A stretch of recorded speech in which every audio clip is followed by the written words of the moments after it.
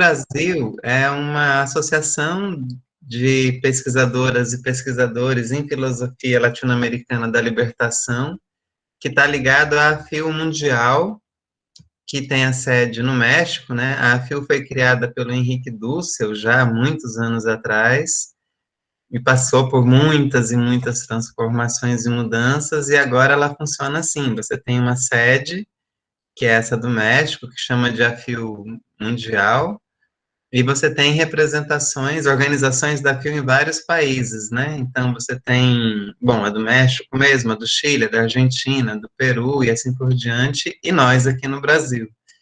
A nossa entrada no cenário é razoavelmente recente e muito potente. Então a gente já fez o primeiro ciclo de seminários da AFIL, depois a gente fez um segundo ciclo de seminários da AFIL, muito intenso, a gente começou semanalmente, só depois a gente passou a fazer quinzenalmente, e agora a gente está no terceiro ciclo de seminários de formação da AFIL, já montamos o nosso site, etc., a gente já tem uma rede de comunicação funcionando, e já passou por aqui pesquisadoras e pesquisadores dos mais diversos pertencimentos, né? Então, as discussões são sempre em torno do que a gente está chamando de filosofia da libertação, mas com um espectro muito aberto.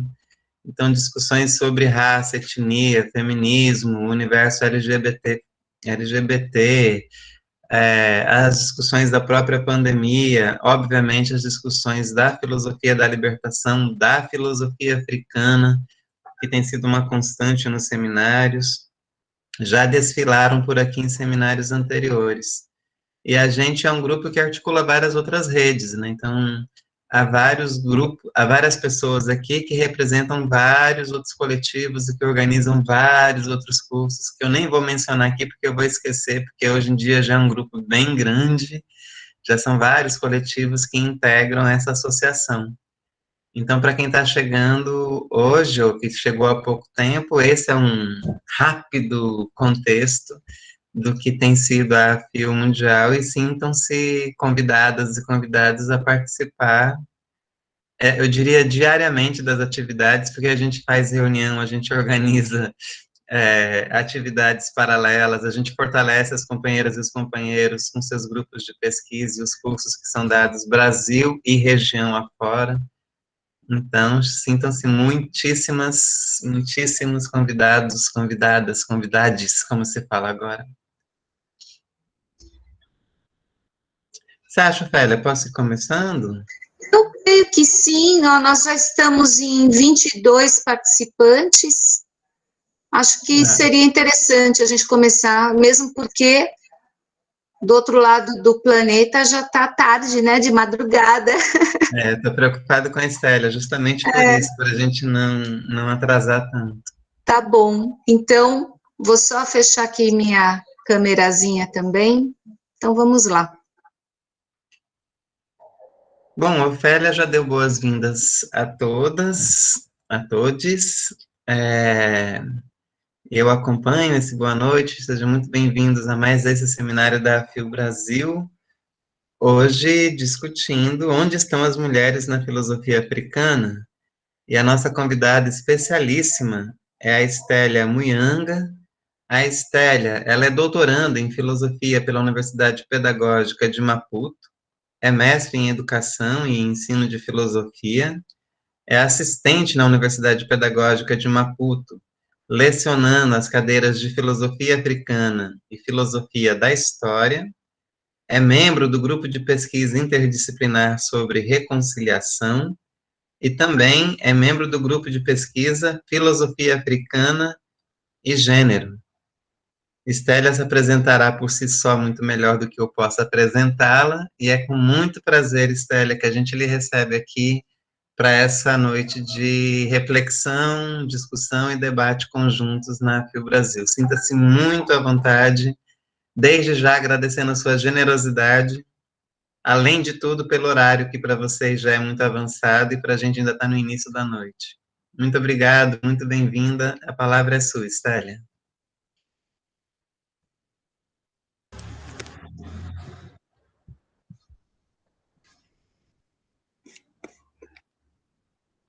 O seu microfone está desligado, Estélia. Obrigada.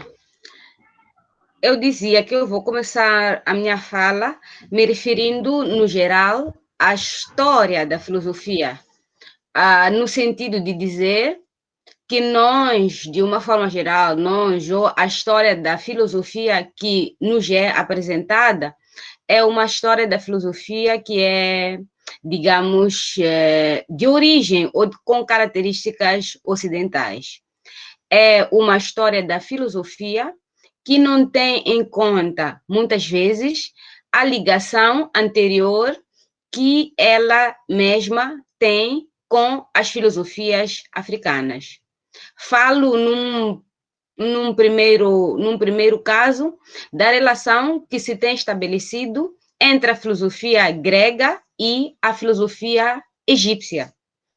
Como é por nós sabido, grande parte dos filósofos, ou seja, primeiros filósofos gregos, tiveram uma passagem ou ligação com a África, muitas vezes a partir do Egito. Essa ligação, em algum momento, foi presencial e, noutros, simplesmente uma ligação que tem a ver com a questão das leituras ou, como é que eu vou dizer, apropriação de algum conhecimento que é de origem africana. Mas esta relação, este contato da filosofia grega, que é tida como a filosofia originária, ou como Grécia como ponto de partida para a origem da filosofia, ela não nos mostra que teve esta ligação anterior com as filosofias africanas.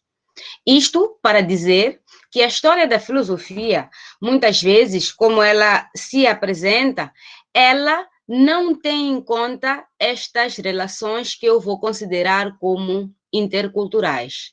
Ela é uma filosofia que já é em si uma filosofia, de certo modo, excludente, porque ela só olha para um lado e não considera as outras realidades, se quisermos assim pensar. É no decorrer deste debate ou da reivindicação das contribuições, quer africanas, quer latino-americanas, asiáticas e de outros povos que podemos considerar subjugados nesta relação, que começa o debate em relação à defesa de outras filosofias ou de outras vozes na filosofia que não sejam necessariamente vozes ocidentais. Aqui nós já podemos ver uma coisa muito prática, que é a questão desta filosofia ocidental se querer universal, daí que muitas vezes ela não precisa de ser localizada. Não é localizada porque já se considera em si mesma como uma filosofia ocidental. O que eu quero dizer com isso? Quero dizer que muitas vezes, quando nós falamos da filosofia ocidental, nós nem precisamos de situar a ela. Nós simplesmente dizemos filosofia e assumimos que falamos daquela filosofia. Nos outros casos, eu tenho que me referir sempre à questão de uma filosofia, quer seja ela africana, quer seja ela latino-americana, quer dizer, eu preciso de adjetivar a filosofia a qual eu vou fazer referência, porque parece que em si estas outras filosofias já aparecem com uma necessidade de autoimposição. E essa autoimposição faz com que nós tenhamos que justificar. Ela é uma filosofia que, à partida, já traz consigo uma certa argumentação.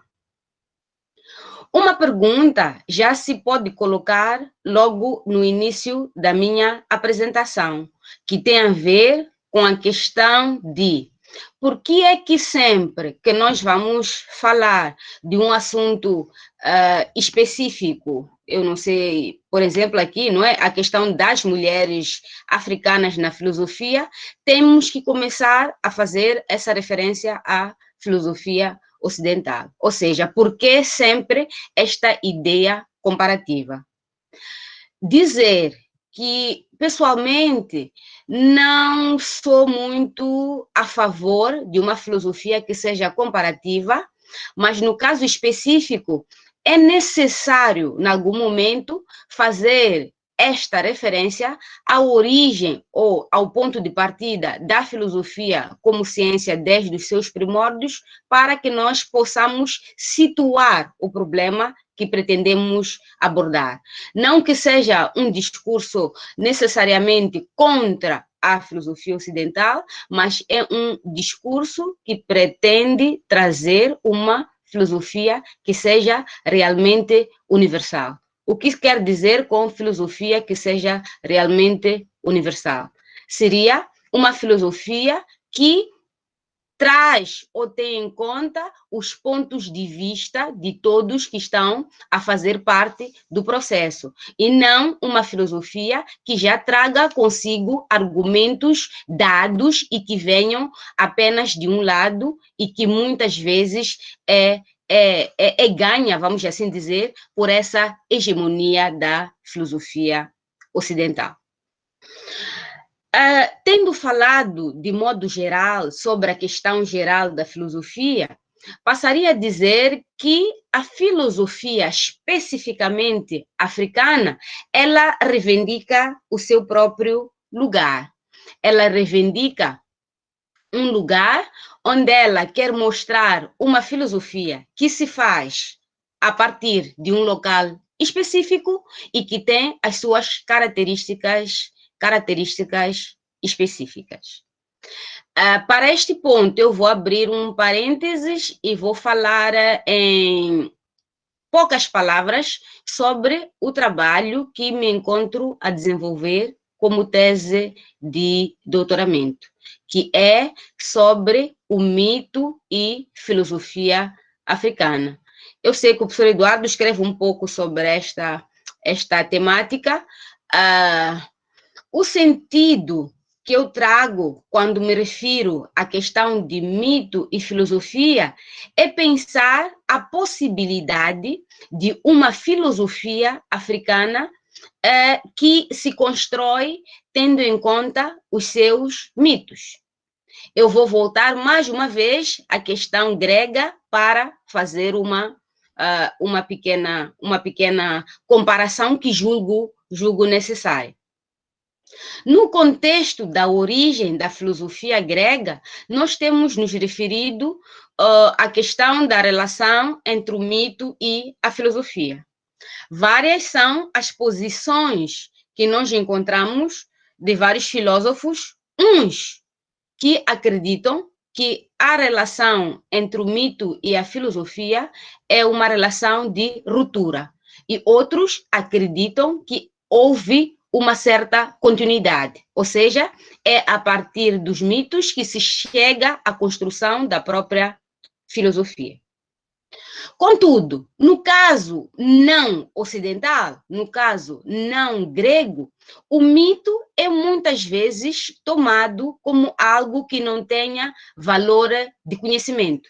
Ou seja, é tomado como uma história fictícia para dar explicação sobre algum assunto. Pode ser a questão cosmogônica, que tem a ver com a origem do próprio universo, pode ser sobre outras questões, mas muitas vezes acredita-se que esta história mítica ela seja fictícia e seja inventada. No entanto, no caso ocidental, esta mesma história é aproveitada ou é usada na construção do conhecimento. Dois exemplos. Nós temos o caso do mito da caverna, com Platão, que ele é um grande exemplo na história da própria filosofia. Temos o mito de Sísifo, encontramos várias escritas sobre ele ainda nos anos 40, mas vemos nos dias de hoje ainda uma retomada destes mesmos mitos por Sloterdijk nas suas escritas. Contudo, no caso africano, no caso latino-americano, e falando especificamente do caso brasileiro, muitas vezes, à luz deste padrão ocidental, ele só legitima estes mitos quando se trata do seu próprio conhecimento. Nos outros casos, já dizia eu, este conhecimento é visto, ou este mito é visto como algo que não tenha valor de conhecimento científico. Estamos diante, como podemos ver, de uma filosofia que apresenta certas características que são válidas num contexto e não são válidas no outro contexto. Já dizia o professor Severino Ngüenya, ela é uma filosofia que se constrói por trás do que nós chamamos batota. Eu não sei como é que se chama isso aí, usando a linguagem aí no Brasil, mas como é que eu vou dizer? É quando nós definimos certas regras, mas no momento da aplicação das regras, alguns transgridem. Ou seja, o Ocidente pode transgredir as regras, porque tem uma validade para eles mesmos, mas no caso africano já não vale. Quer dizer, é o mesmo mito, mas que no caso ocidental ele pode ter um sentido ou um valor de conhecimento e que já não tem quando se trata do caso africano. Estamos a falar mesmo da palavra filosofia. Quando nós falamos dela no sentido ocidental, parece que ela tem um peso maior do que aquele que tem quando nós aplicamos estas filosofias nos outros diversos locais. Assim, eu estava ainda a tentar, de forma introdutória, mostrar que, de uma forma geral, há essa certa negação ou ideia de inferiorização de outras filosofias que não sejam ocidentais. Entrando para o caso específico da própria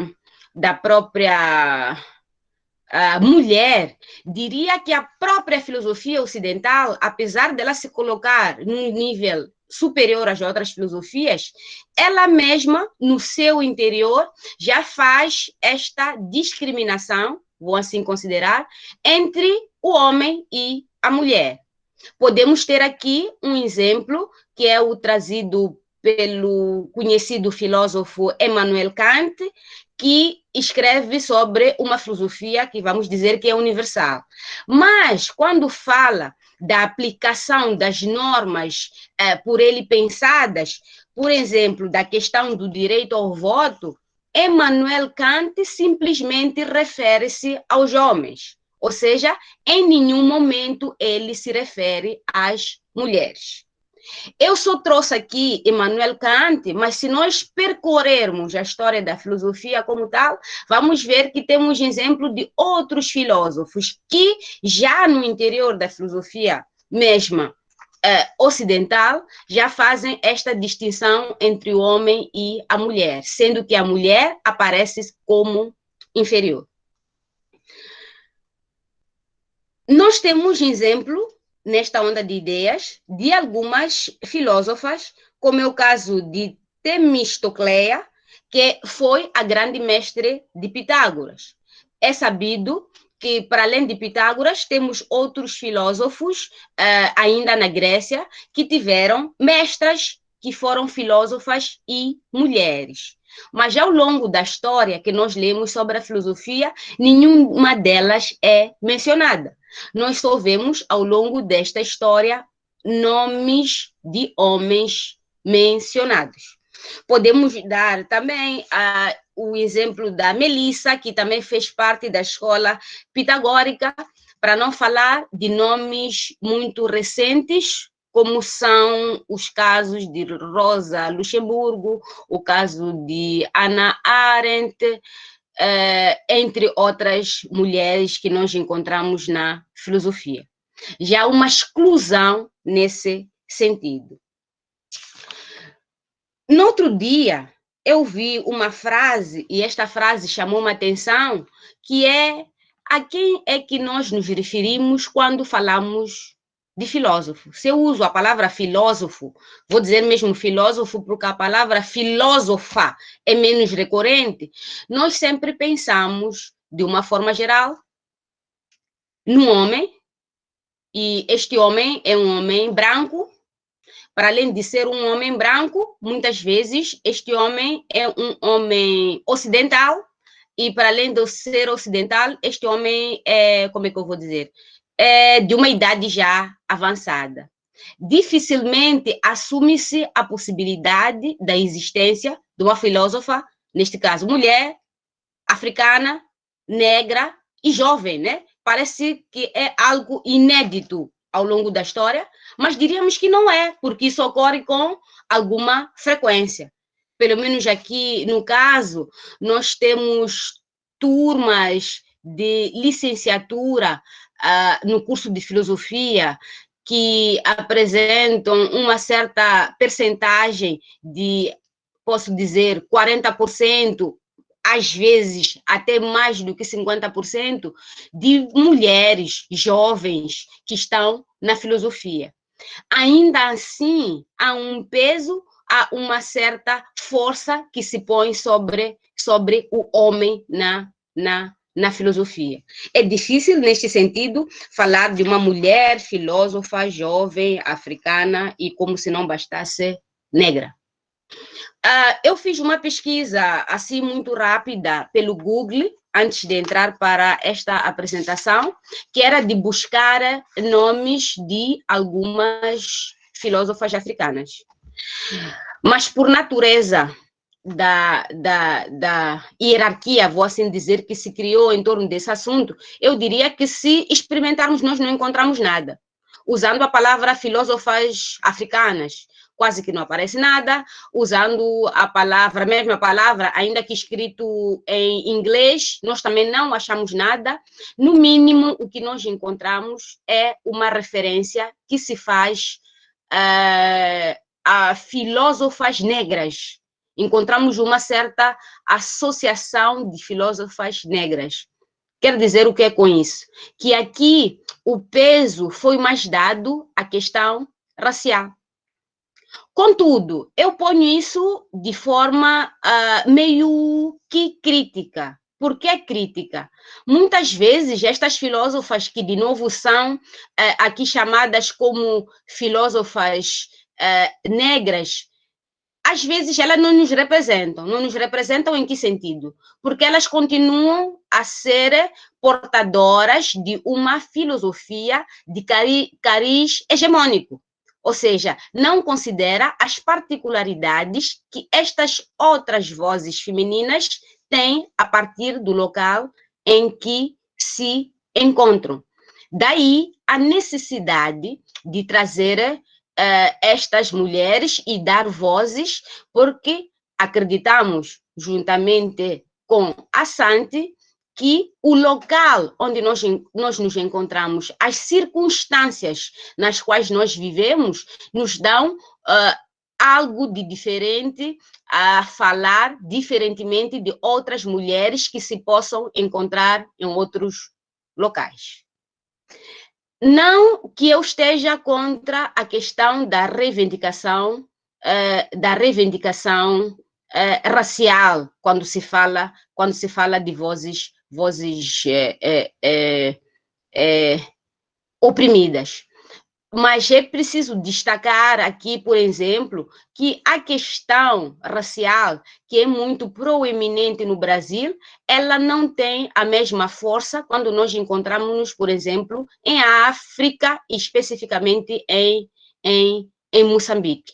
Nós não entramos, ou seja, o nosso debate não vai muito ao encontro da questão racial, mas ela toca outros aspectos. Daí que eu toquei, ou fiz referência mesmo, à questão de falar de filósofas africanas, por exemplo. É algo que não aparece se nós quisermos fazer uma busca, mas vários são os nomes que nós podemos encontrar se fizermos uma leitura atenta ou uma simples observação sobre isso. Dizer que este tipo de debate alimenta muito esta ideia e nos ajuda a construir uma visão a partir desta perspectiva. Neste momento, eu faço referência ao projeto, ou seja, ao grupo de pesquisa do qual eu faço parte, já havia me referido, que é o grupo de pesquisa Filosofia Africana e Gênero. O grupo de pesquisa Filosofia Africana e Gênero foi recentemente criado aqui na Universidade Pedagógica. Ele é coordenado pelo professor José Castiano. Temos a participação, no caso específico, das mulheres filósofas do Departamento de Filosofia da Universidade Pedagógica de Maputo, e nós alargamos o convite aos homens, no sentido de dizer que a ideia é refletir sobre o gênero, ou seja, é de perceber a partir de cada um dos lados e tendo em conta o contexto específico africano e moçambicano na construção de certos pensamentos. O que significa, por exemplo, falar de liberdade num contexto africano, que significa falar de liberdade num contexto não africano. Se eu falo da questão da reivindicação pela liberdade por parte das mulheres hoje no Brasil, talvez o enfoque seja diferente daquele que preocupa as mulheres moçambicanas hoje. O sentido é de trazer uma filosofia construída a partir da visão das mulheres, sem, contudo, deixar de ouvir quais são, vamos dizer, as expectativas ou as opiniões que os homens também têm sobre este assunto. Para dizer que a questão do gênero que nós queremos tratar não é uma questão do gênero que simplesmente põe a mulher no centro e calando, vamos assim dizer, as vozes masculinas, mas é uma filosofia que quer fazer essa ligação do gênero, ou seja, quer balançar a relação entre o gênero. E é assim que nós vamos refletindo sobre vários assuntos, como é o caso da questão do casamento, da questão como é que eu ia dizer? Do casamento, da questão da fertilidade, da questão da providência, da previdência, entre outras, que fazem parte do dia a dia dos moçambicanos. Pois, às vezes, nós transportamos uma filosofia que não se liga àquilo que é o nosso dia a dia. Ela é uma filosofia deslocada, porque nós encontramos ela já dada e porque nós não vamos ao encontro da nossa própria realidade.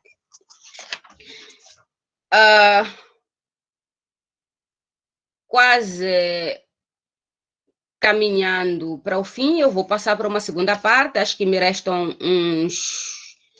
acho que já fiz uns 15 minutos, não é? Mas eu vou fazer uma segunda parte, onde eu quero fazer referência a duas autoras, por sinal, as duas são nigerianas, uma que é uma escritora, que é a Chimamanda Adichie, que eu penso que muitos de nós aqui conhecemos, e a outra, que é uma filósofa africana, neste caso, que se chama Oyewumi. Começando por Chimamanda Adichie, e sobre esta última parte que eu falei, da necessidade de se trazer as vozes das mulheres, eu diria que estas vozes das mulheres não podem vir se elas não são acompanhadas por vozes masculinas. Diz aqui que Chimamanda diz que ainda que nós engajemos as mulheres para terem uma melhor posição ou uma certa visibilidade no contexto da filosofia ou em outras áreas em que elas podem se destacar, nós não alcançaríamos grandes resultados se nós não envolvermos os homens, na medida em que ela defende que os homens também falam sobre as mulheres. eles ajudariam, neste caso, a difundir a ideia, neste caso, da mulher ocupar este lugar que lhe é devido e de partilha deste mesmo espaço. Enquanto estes homens não estiverem educados ou consciencializados a entrar nesta onda, nós não fizemos nada, porque não haverá, primeiro, o espaço para partilha, nós não teremos homens que difundem a ideia destas mulheres, mas nós teríamos, então, mulheres que se encontram num ciclo fechado e quase que numa guerra contra os homens. A ideia não é de guerra, mas é de partilhar estes espaços e ganhar um certo reconhecimento neste sentido. Ela usa uma expressão que é mais ou menos, né, de dizer que quando a mulher ocupa certos lugares ou se destaca, pode ser mesmo no campo da filosofia, nós equiparamos ela a um homem. Mas ela vai dizer que não é questão de estar a ocupar um lugar masculino, mas é a questão de estar a ocupar o seu próprio lugar. Porque antes de mais nada, nós temos a questão dos seres humanos. Ela considera ser humano. Então, o ser humano é igual, só que existe por um lado o homem, por outro lado existe a mulher. Ela chega a dizer que isto pode se comparar à questão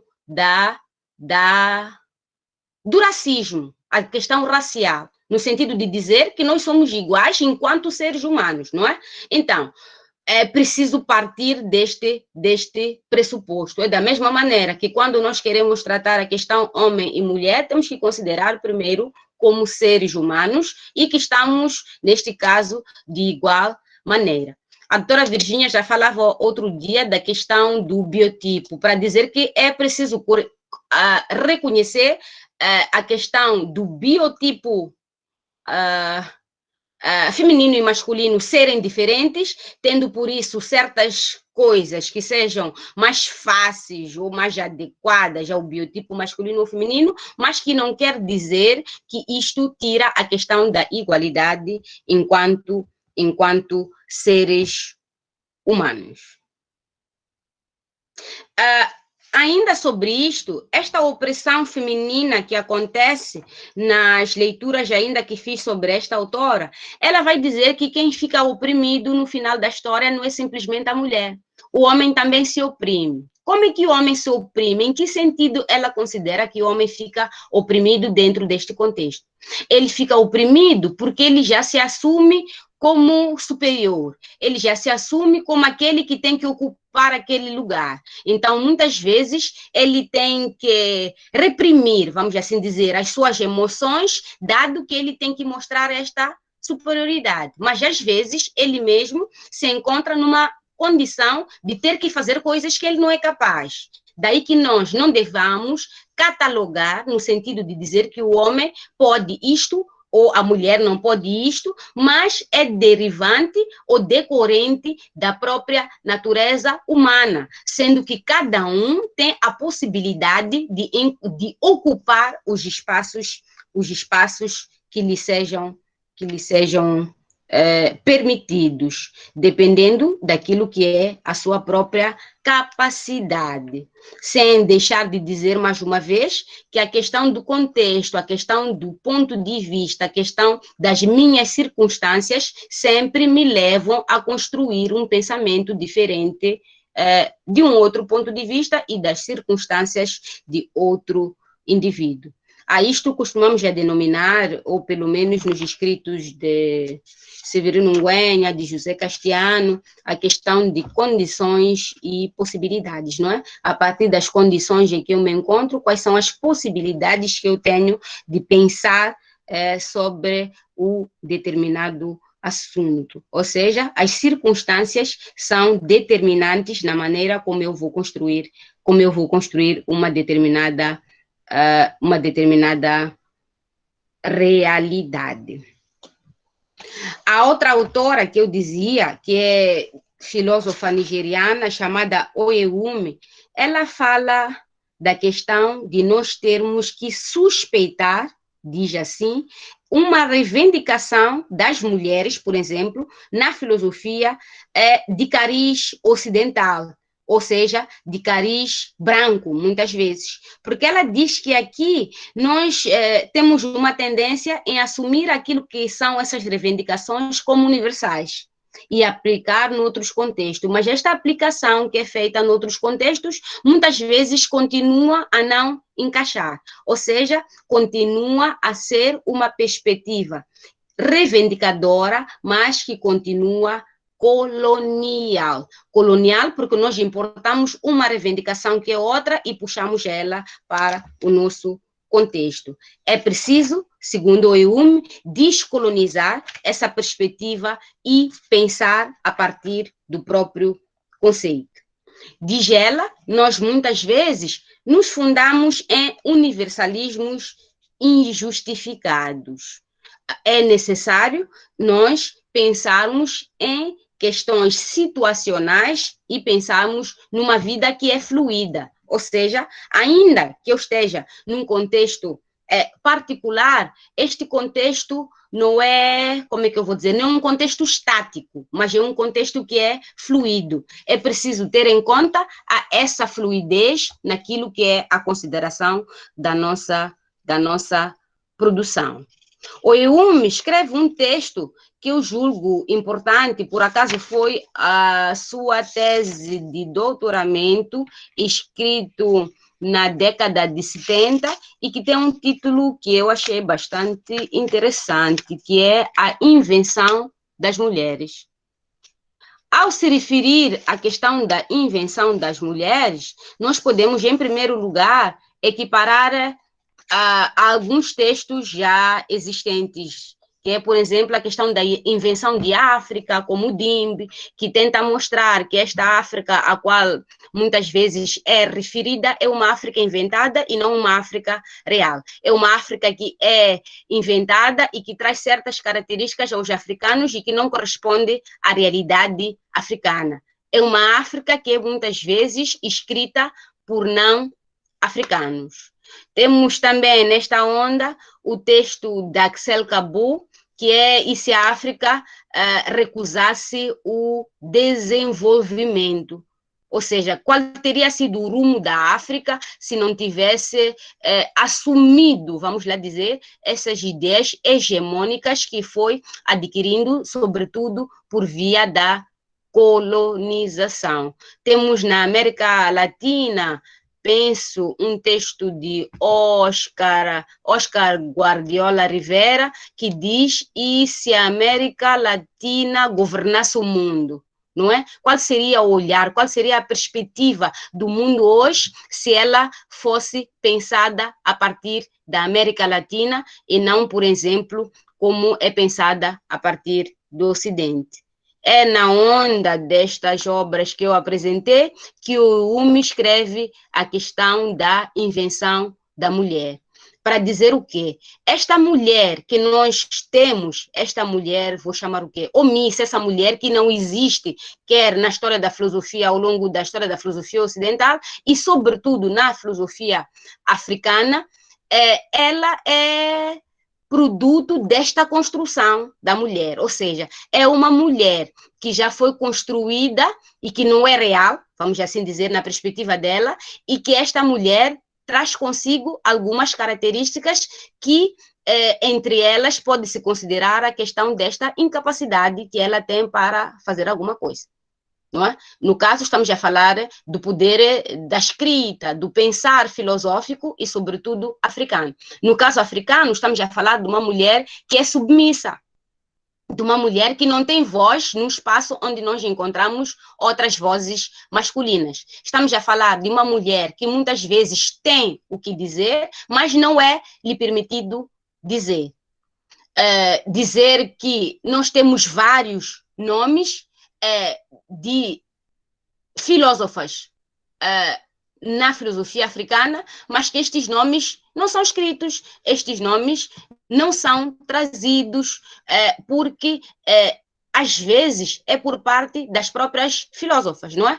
Quer dizer, elas são produto desta mulher inventada que, ainda que tenham alguma coisa para dizer, elas não assumiram que, na verdade, elas têm este poder de dizer.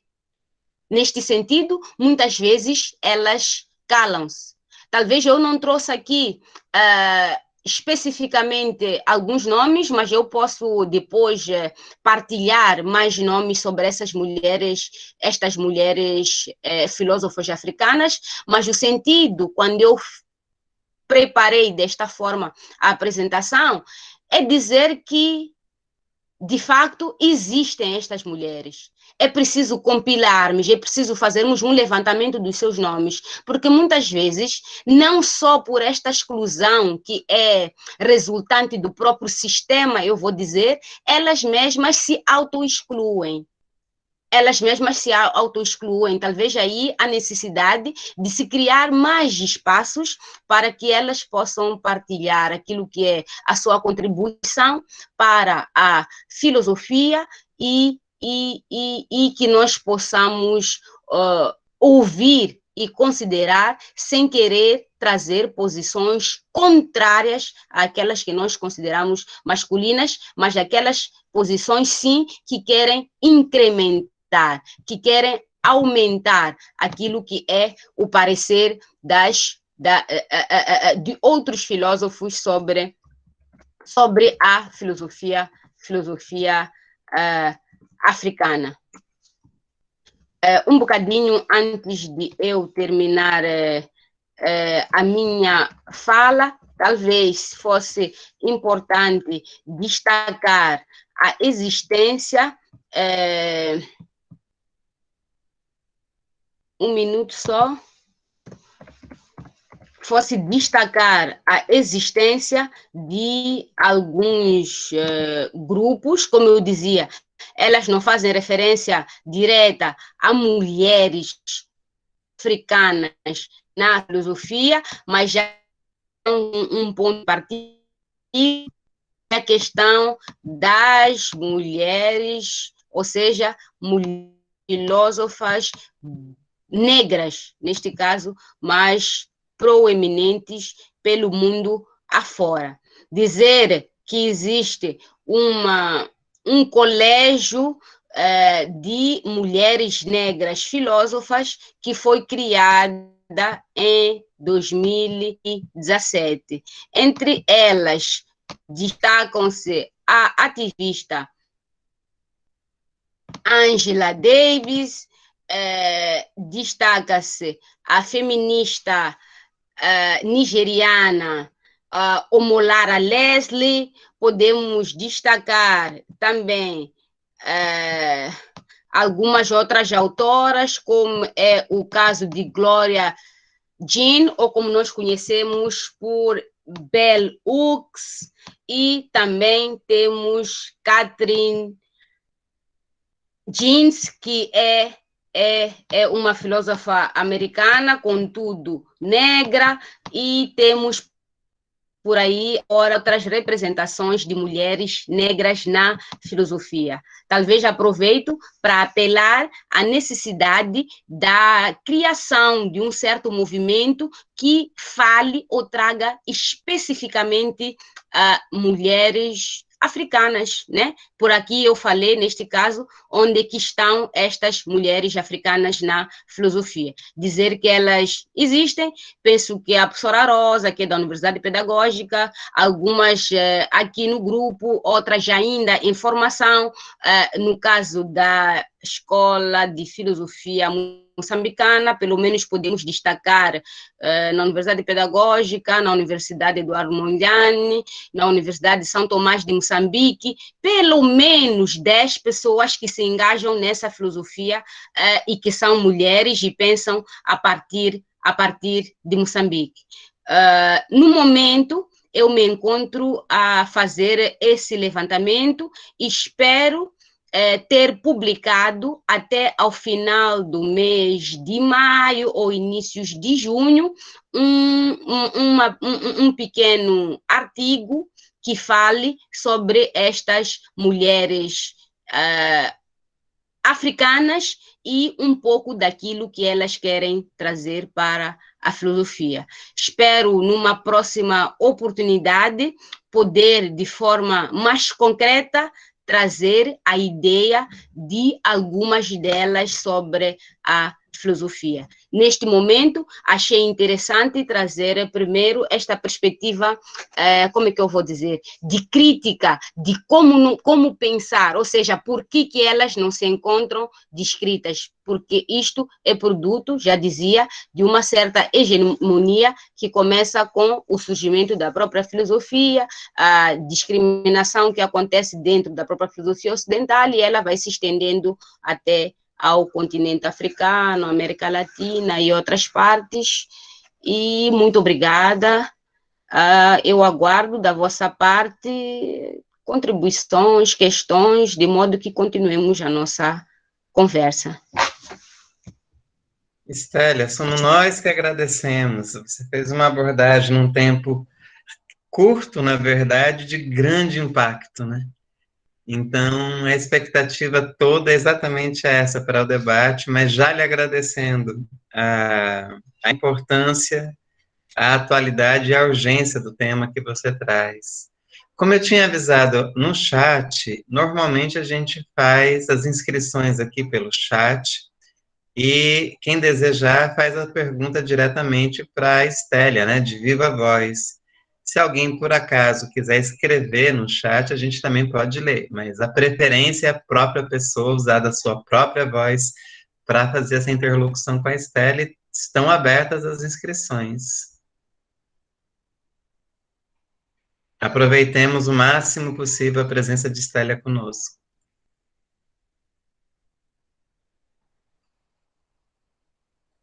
Está todo mundo sobre forte impacto, Estélia, mas Sandra Petit, nossa querida Sandra Petit, já pediu a palavra. Por favor, Sandra.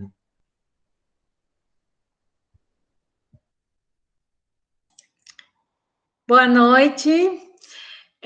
Primeiro eu quero agradecer pela oportunidade de eu conhecer e ouvir a Estélia. Foi muito importante e muito interessante. Quero conhecer mais esse trabalho, né? Estou ansiosa para ver esses artigos. Então, eu vou fazer uma pergunta, talvez tenha sido parcialmente respondida, mas eu queria entender melhor quais são as características das filósofas africanas realmente. Eu sei que foi dito aqui, várias coisas foram ditas, mas no sentido que, será que são todas consideradas intelectuais, são acadêmicas? É nesse sentido que eu queria entender melhor. Um pouco a característica das filósofas africanas. E aí eu tenho uma pergunta, por exemplo, uma pessoa como a Sobonfu Somé, ele é uma filósofa ou ela é uma sábia, e a sábia não é filósofa? Eu estou perguntando assim, né? Mas deve ter outros casos. Uma Griot também pode ser uma filósofa? Ou todas as filósofas são acadêmicas, necessariamente? É uma pergunta que eu quero fazer a Estélia para entender melhor talvez uma certa diversidade, né? Não sei, né? Eu estou aqui especulando. Que eu estou precisando aprender mais sobre este assunto. E a outra questão é sobre temáticas que vocês acham muito importantes de tratar na realidade, particularmente do Moçambique, né? Então, as filósofas africanas, e particularmente as moçambicanas, elas têm algumas temáticas que são prementes nessa filosofia. Poderia dar algum exemplo, ou alguns exemplos, e o que os homens que participam dessas discussões pensam sobre a produção, né, principalmente os homens africanos, pensam dessa produção das filósofas africanas, como é que elas recebem, como eles interferem, seja positivamente ou não, como eles se posicionam. Então, por enquanto é só, mas tem muita coisa para refletir. Mas obrigado, por enquanto tá bom. Valeu, Sandra, obrigado. Já foi um coquetel, né? Eu nem me apresentei, né? Eu sou professora da Faculdade de Educação, da FACED, da Universidade Federal do Ceará, e trabalho com temáticas das africanidade, cosmovisão africana, mas de um ponto de vista afrodiaspórico, mas também me interesso pelas produções propriamente africanas, né? E trabalho também com educação popular. É isso. Ô, Estélia, você prefere que eu faça um bloco, por exemplo, de duas pessoas fazendo pergunta e você responde no bloco, ou você prefere dialogar uma por uma? Acho que podemos fazer mais uma, depois eu respondo ao mesmo tempo. Perfeitamente. Então, Ofélia, por favor. Boa noite, Estélia, boa noite a todas, todos e todes. Estélia, a gente vê, assim, observa na sua fala uma proposta de diálogo, né? Quando você fala filosofia e gênero, você está propondo um diálogo. E a gente tem enfrentado uma discussão sobre lugar de fala. E tem havido, né, uma discussão entre aquelas mulheres que defendem um determinado modelo de feminismo e aquelas e aqueles que defendem, né, que homens e mulheres podem falar dos feminismos. Então, a questão que eu quero propor para você discutir conosco é essa questão do lugar de fala, ao invés de diálogo, é um silenciamento? Então, quando eu digo, você, homem, não pode falar de feminismo, eu estou silenciando?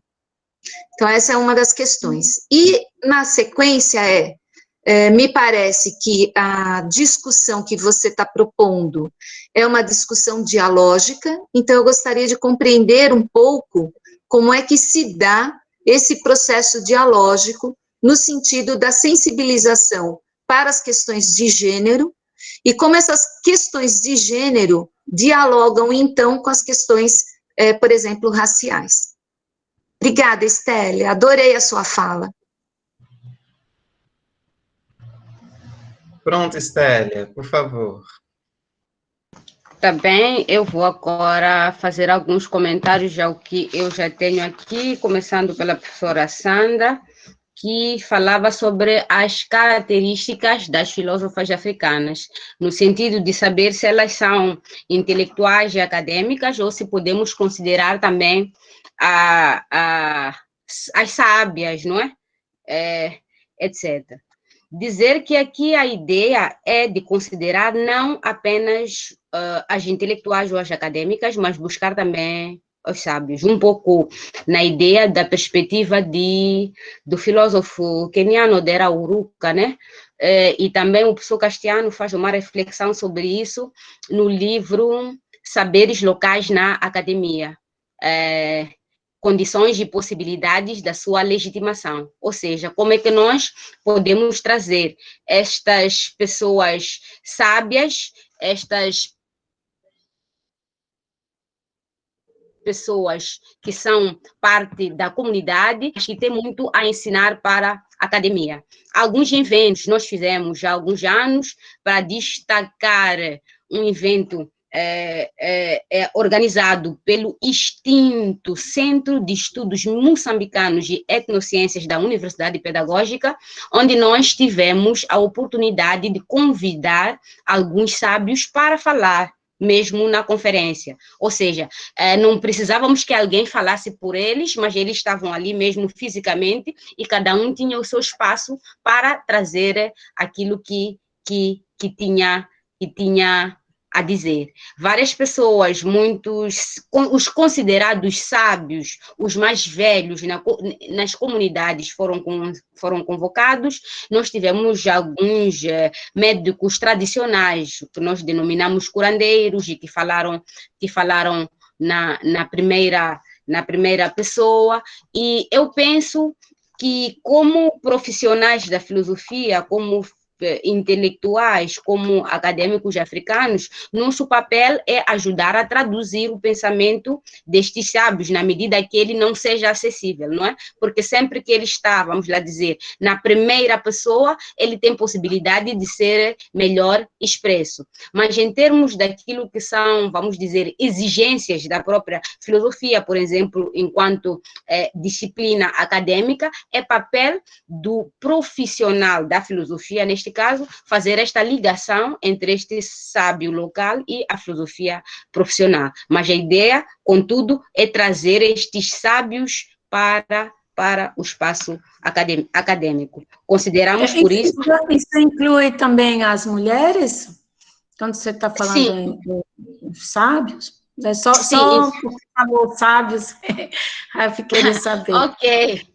Sim, são sábios e são sábias também, e em algum momento eu falei que muitas vezes nós consideramos esses sábios como pessoas mais velhas, mas em algumas comunidades, em alguns locais, é até possível encontrar sábios que não tenham uma idade tão avançada, mas que são reconhecidos pelo contributo que dão por essa mesma comunidade. Para dizer que podem ser homens, podem ser mulheres, podem ser pessoas mais novas, assim como podem ser pessoas mais velhas, desde que elas tragam, de facto, este contributo. De realçar que existem, pelo menos na perspectiva que traz Oder Uruka, dois tipos de sábios, não é? Tem aqueles que são sábios, vamos lá dizer, simples, e tem aqueles que são sábios filosóficos, isto é, depende da capacidade, ou seja, do tipo de abordagem que cada um desses sábios faz. É possível fazer esse tipo de distinção, porque alguns são meros, como é que eu vou dizer? Eles simplesmente transmitem sempre a mesma coisa, mas sem fazer uma análise ou reflexão crítica sobre o assunto. E tem aqueles que têm uma opinião mais crítica e pessoal sobre determinado assunto. É mais ou menos nessa perspectiva que se pode fazer esta distinção. Quanto à questão das temáticas, primeiro, no nível um pouco acadêmico, as temáticas são gerais, são aqueles que são pensados a partir das disciplinas acadêmicas da própria filosofia. Mas também tenta-se buscar, nesta perspectiva de trazer os saberes locais, alguns pensamentos ou algumas reflexões que vão ao encontro daquilo que estas mesmas comunidades discutem. Neste sentido, nós temos muitas reflexões. Eu vou pensar sobre o livro que foi escrito nesta perspectiva e que tem um sábio que foi entrevistado, que foi o livro da interculturalidade. Eu não me recordo exatamente do título agora, mas eu vou verificar, que foi escrito pelo professor Castiano, da sagacidade à intersubjetivação, com Viegas. Então, o Viegas que aparece no livro é que é um sábio, não é? O título é Da Sagacidade à Intersubjetivação, com Viegas. O Viegas é o sábio que é entrevistado. Lá aparecem vários assuntos. Por exemplo, a questão da morte na perspectiva africana, a questão da economia na perspectiva africana, a questão dos direitos humanos olhados a partir desta perspectiva africana. Vamos dizer que, para além destes temas que já são trazidos de uma forma geral na filosofia, dá-se uma visão própria africana, mas também pensa-se em incluir aqueles temas que outras filosofias talvez não pensem nelas, porque não fazem parte do seu contexto. Quer dizer, são temáticas, em algum momento, novas, dada o contexto em que se apresenta. Como eu dizia, na questão do projeto Filosofia Africana e Gênero, uma das temáticas que nós vamos trazer é mesmo a relação que existe no próprio casamento, pensada a partir de uma perspectiva da filosofia africana. É a questão da providência, ou seja, estamos a pensar aqui na mulher como aquela que providencia, pode não ser em termos financeiros, mas ela é que cria condições, né, para que o filho vá à escola, para que eles de facto se formem, e em que medida este tipo de contributo, que às vezes não é financeiro, mas que é de grande valor, pode influenciar na vida destas mesmas pessoas. Como dar valor a este trabalho, que ainda que não seja remunerável, que esta mulher faz. É pensar mais ou menos nesta perspectiva. Falar da fertilidade, por exemplo, num contexto ocidental, talvez seria diferente de falar da fertilidade num contexto africano. Num contexto africano, nós estamos habituados a famílias ou a mulheres que têm mais filhos do que aqueles ocidentais que só pensam, talvez, numa política que defenda que cada um, em algum momento, e pela natureza do espaço que se encontram, tem um limite para isso. O que significaria hoje eu dizer a uma mulher africana que, por imposição da lei, por exemplo, a partir de hoje só é permitido que cada casal, nem estou a falar isso derivado do crescimento populacional, tenha apenas um filho. Em termos de riqueza, os filhos, neste contexto africano, são considerados como riqueza da família, o que significaria, neste caso, impor este tipo de regras. É este tipo de temática e mais aberto para que se nós tentamos trazer, e as temáticas são várias. A questão eu vou usar o conceito do professor Eduardo, que é da ancestralidade. É uma questão que também é muito importante, porque nós somos, vamos lá dizer, nos beneficiamos deste conhecimento, mas que muitas vezes ele não chega a ser levado para a academia, mas é algo que faz parte do dia a dia dos moçambicanos. Que conhecimento, que ensinamentos curandeiros têm para dar para a comunidade. A última pergunta foi para a professora Sandra, o que os homens pensam dessa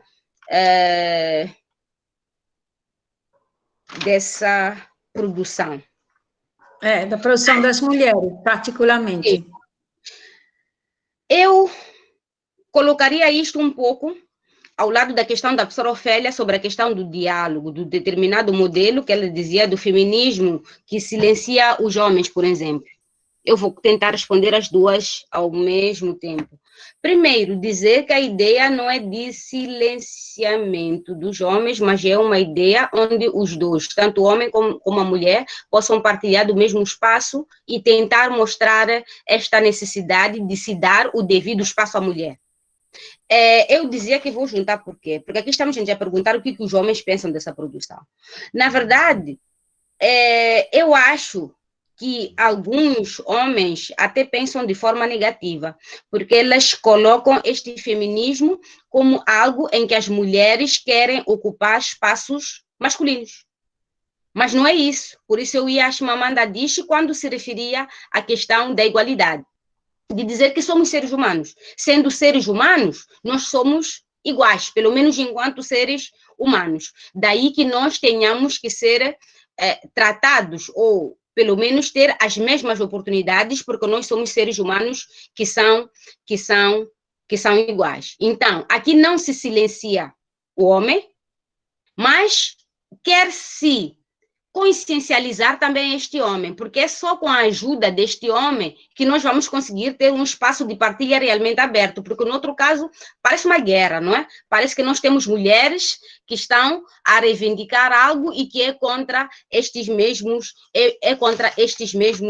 homens. Daí dizer que alguns homens pensam que é um feminismo destes e que a mulher quer ocupar um espaço que não é seu, mas eu acho que enquanto se fala, é preciso colocar o homem também para essa consciencialização, de modo que andemos juntos. Só juntos é que pode-se ter uma visão mais clara e um espaço, de facto, para essas mesmas mulheres. Alguns, depois de escutarem, quando se fala nisso, alguns já começam com alguns comentários que, antes de eu ouvir sobre o discurso, quando eu vi ali no cartaz que havia de se falar de mulheres de filosofia, eu pensava que é para falar contra os homens. Mas quando eu fui escutar, percebi que, na verdade, a perspectiva não é essa, mas é sim de dar o devido lugar a essas a essas mulheres. Então, eu acho que é neste diálogo, passando para a última pergunta da professora Ofélia, neste diálogo de sensibilização que nós vamos caminhar para uma condição melhor. É preciso sensibilizar as duas partes. Volto a insistir que enquanto nós fizermos só esta sensibilização para o lado das mulheres, o espaço não existirá. Porque, de novo, parecerá continuar uma guerra, né? Porque os homens vão se sentir sempre atacados por estas mulheres, por não ter percebido, de facto, o que é que se está a dizer. Tem um exemplo muito simples, e que parece banal, mas não é, que é dado ainda por Chimamanda diz, que é de duas crianças. São duas crianças e eles são irmãos. Eles saem de manhã para ir à escola. Ao regresso da escola, o irmão, neste caso o rapaz, volta, liga a televisão e senta-se no sofá a ver televisão. No entanto, ele reclama para a irmã que, olha, tu estás a demorar a preparar os alimentos porque eu estou com fome. A pergunta, ou o que nos quer trazer aqui, Chimamanda diz, qual é? É que eles são dois, foram à escola à mesma hora, estudaram, vamos dizer, na mesma sala, fizeram o mesmo percurso de volta para casa, mas o irmão está sentado, porque ele não pode fazer nada, mas aquela mulher, porque é mulher, e foi dada essa educação que se pensa feminina, é obrigada a preparar a refeição rapidamente.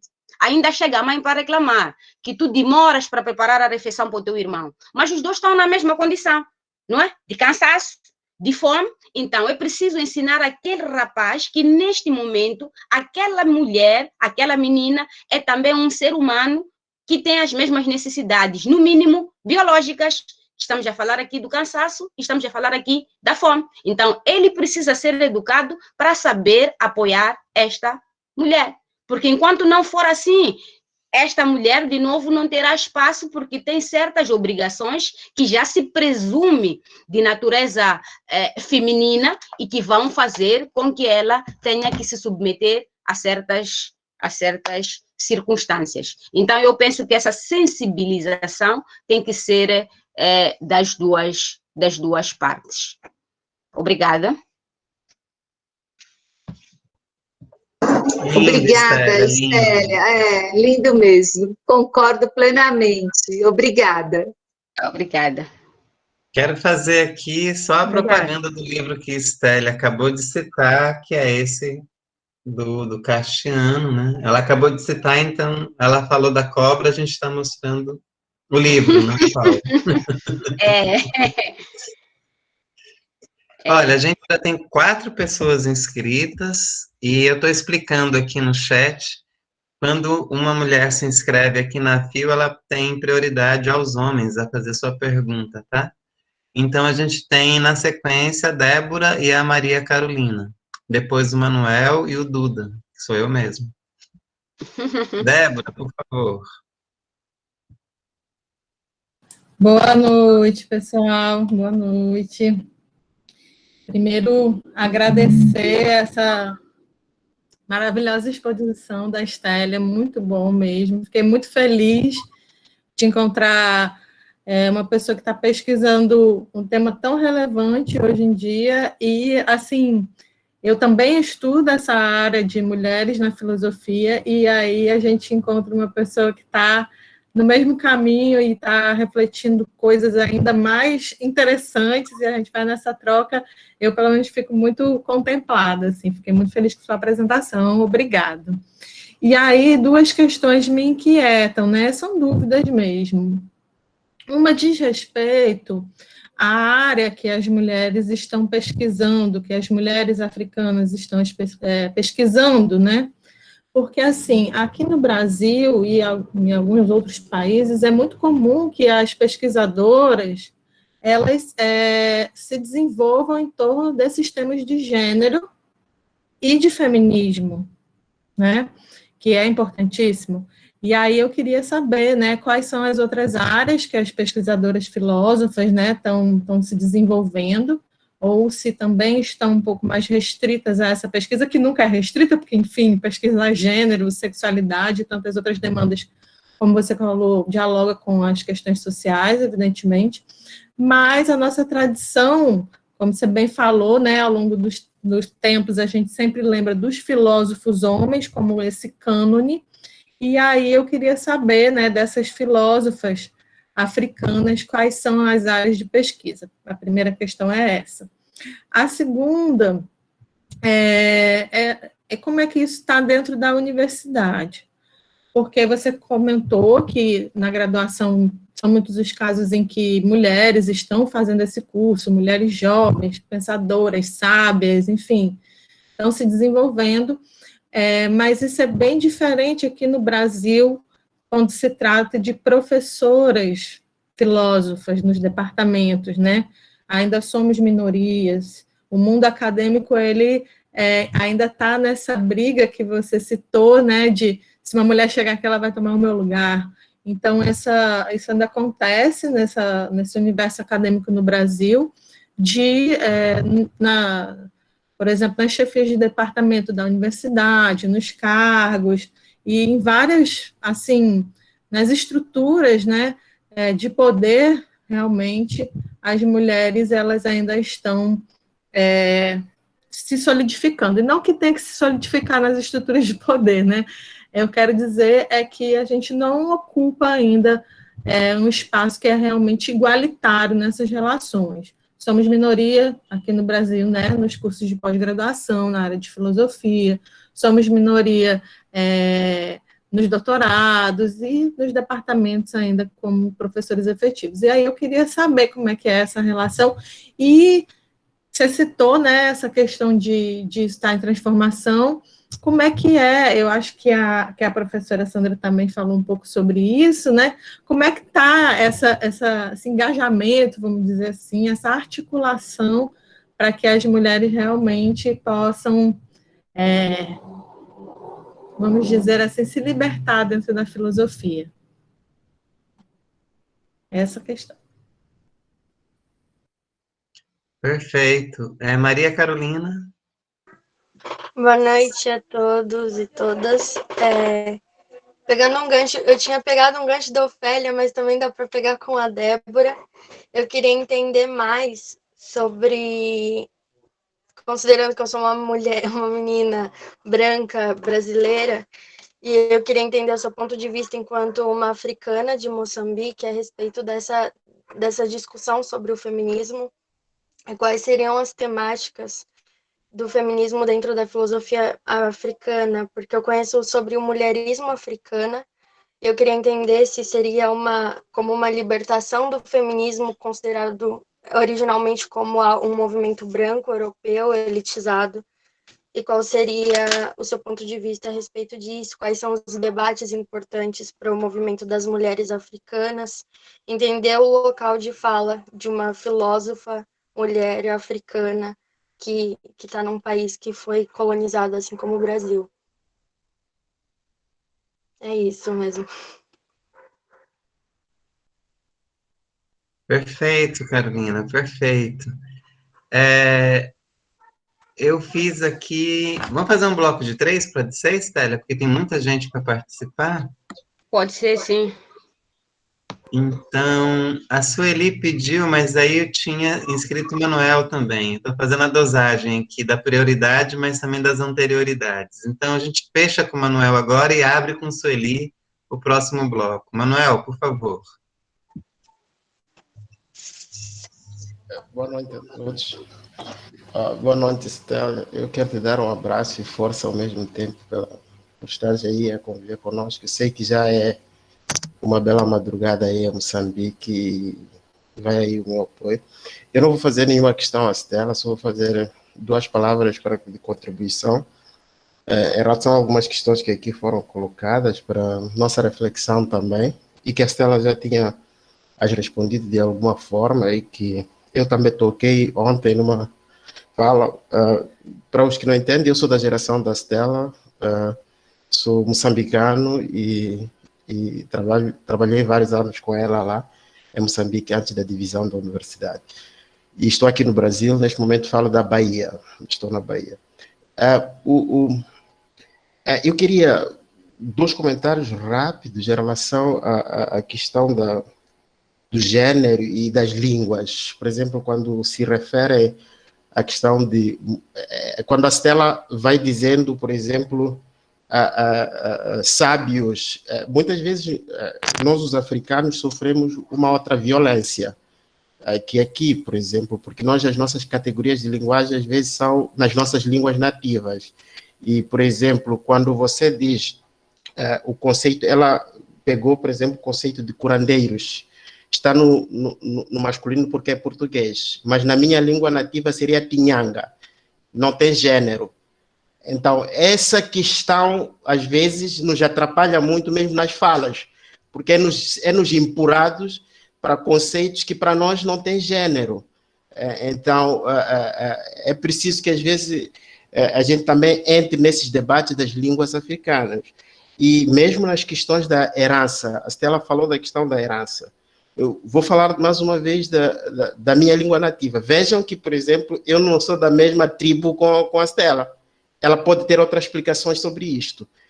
Então, quando ela insiste no contexto, é nisto que ela está a dizer, que é preciso... A herança, por exemplo, Moçambique está dividida em duas sociedades. Não é todo ele patriarcal. Existe o norte, que é matrilinear. Então, certas questões para certas mulheres não são problema. E mesmo no sul, certas comunidades não colocam essas questões desta forma. Vocês têm a famosa frase cota, que conhecem aqui no Brasil, que é angolano. Cota é gênero masculino na língua angolana, mas serve quer para o homem mais velho, quer para a mulher mais velha. E para terminar mesmo, queria dar essa resposta para ajudar a reflexão da Ofélia. Por exemplo, na minha comunidade, na tribo onde eu nasci, a pessoa, a idade, o gênero não é colocada. A pessoa mais velha é que herda o poder. Por exemplo, eu sou filho de 7 irmãos. A mais velha é uma mulher. Eu já perdi meu pai. Ficou a minha mãe. Mas se eu perder a minha mãe, quem vai herdar o poder nas reuniões é a minha irmã mais velha. Depois, se ela for-se embora, segue-se o meu irmão. Quer dizer, a questão do gênero não existe aqui. O debate está...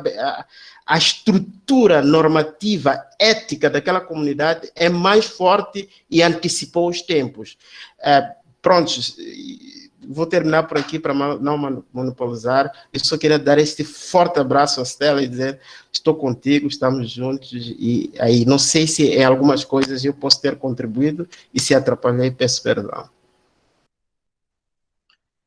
Então, de um conterrâneo a outra, Stella, por favor. Talvez começo mesmo pelo fim, agradecendo o Manuel pelas suas contribuições e dizer que é de facto isso. Enquanto ele dizia que aí não é considerada a questão do gênero nesse contexto específico, nós temos outras comunidades, outras localidades, outras culturas em que a questão gênero conta. Ou seja, ainda que tenha uma mulher mais velha, o homem, apesar de mais novo que ela, vai assumir por ser homem. Então, isto, de fato, vai variando mediante o próprio contexto. Muito obrigado, Coxó. Ok, voltando. Débora falava sobre a questão das áreas que as mulheres africanas se encontram a pesquisar.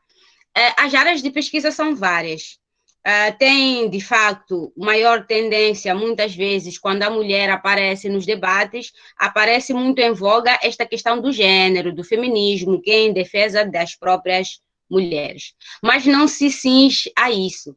Nós temos várias reflexões na área da política, da ética e da epistemologia. Eu, particularmente, costumo explorar com alguma frequência a parte da epistemologia, que é pensar nos fundamentos da produção do conhecimento a partir de África e, sobretudo, enquanto mulher filósofa africana, mas pensando isso a partir da epistemologia, não é? Então, eu penso que se abre a outros campos da filosofia e penso que é importante que assim seja, porque é preciso naturalizar, não é? Se o debate filosófico está em várias áreas, o fato de eu aparecer como mulher e filósofa, eu não tenho que me dedicar a assuntos, vou dizer, entre aspas, que são considerados femininos ou feministas, não é? Mas eu tenho que estar em condições de falar sobre vários assuntos, desde que eles façam parte da própria filosofia. E eu acho que é dentro desta nossa fala, dessa nossa escrita, no jogo de filosofia, que vai se perceber o nosso lugar de fala. Apesar de eu estar a falar de epistemologia, eu falo sim, mas falo como mulher negra e africana. Então, a própria dinâmica, a própria natureza do que eu vou falar já vai ser determinada por esta posição que eu ocupo. Quanto à questão dos espaços, não é? Ocupar o espaço na universidade, etc, etc. Aqui eu dizia que temos um certo equilíbrio como quem diz, porque de facto não é a 50%, pelo menos a nível do departamento de filosofia aqui na universidade, mas temos um bom número, 5 já é considerável, porque outros departamentos, ainda que não sejam da área da filosofia, conseguem ter menos mulheres do que isso. Nós nos destacamos por estar numa posição melhor em relação a outros departamentos. Naturalmente, que seria muito bom que pudéssemos ocupar mais espaços. Agora, como é que nós entramos nessa luta, como é que nós nos engajamos para conseguir esse espaço igualitário? Eu acho que é a partir da nossa ação enquanto filósofos, né? Nós temos um outro problema no contexto africano, eu não sei se no Brasil, em algum momento, vocês têm esse problema, é que a própria filosofia, antes mesmo de ser africana, antes mesmo de se referir à mulher, ela já é uma disciplina que, em algum momento, é deixada em último plano. Ou seja, quando temos o problema de currículos muito cheios, a necessidade de diminuir alguma cadeira, sem olhar duas vezes, muitas vezes os que têm a tomada de decisão política, facilmente eles acham que não há necessidade da filosofia continuar. Para dizer que a luta é grande, primeiro em reivindicação da própria filosofia como disciplina, depois a partir do lugar de fala de cada um, que é já uma filosofia africana feita por mulheres. Eu penso que nesse sentido a luta é muito grande, mas aos poucos vamos ocupando alguns espaços e aos poucos vamos nos dar a conhecer. Mais uma vez, falava do grupo de pesquisa Filosofia Africana e Gênero. Nós vamos começar daqui a 2 semanas, precisamente no dia 27 de abril, as sessões que vamos fazer com as mulheres filósofas do departamento, e com algum tempo nós teremos oportunidade de convidar algumas mais pessoas para participar